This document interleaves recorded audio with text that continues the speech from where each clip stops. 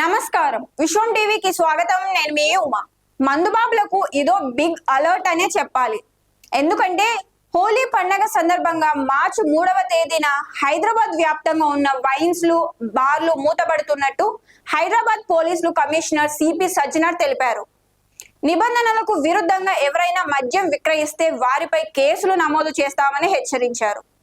హోలీని అందరూ శాంతియుతంగా జరుపుకోవాలని, పండగ సందర్భంగా ఎలాంటి అవాంఛనీయ సంఘటనలు జరగకుండా హైదరాబాద్ నగరంలో పోలీసులు కఠిన ఆంక్షలు అమల్లోకి తీసుకువచ్చారు. మార్చి 3న అంటే నేడు ఉదయం 6 గంటల నుంచి సాయంత్రం 6 గంటల వరకు నగర పరిధిలో అన్ని వైన్స్, కళ్ళు కాంపౌండ్లు, బార్లు, క్లబ్బులు మూసివేయాలని హైదరాబాద్ సిపి సజ్జనర్ ఆదేశాలు జారీ చేశారు. ఈ నేపథ్యంలో ఇప్పటికే చాలా ప్రాంతాల్లో మద్యం దుకాణాలు మూతపడ్డాయి.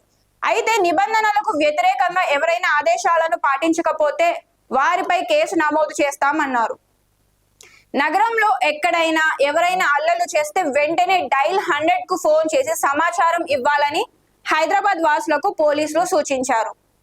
హైదరాబాదీలు పోలీసులకు సహకరించాలని, ప్రతి ఒక్కరూ శాంతియుతంగా సాంప్రదాయకరమైన హోలీ పండుగను జరుపుకోవాలని సజ్జనార్ తెలిపారు.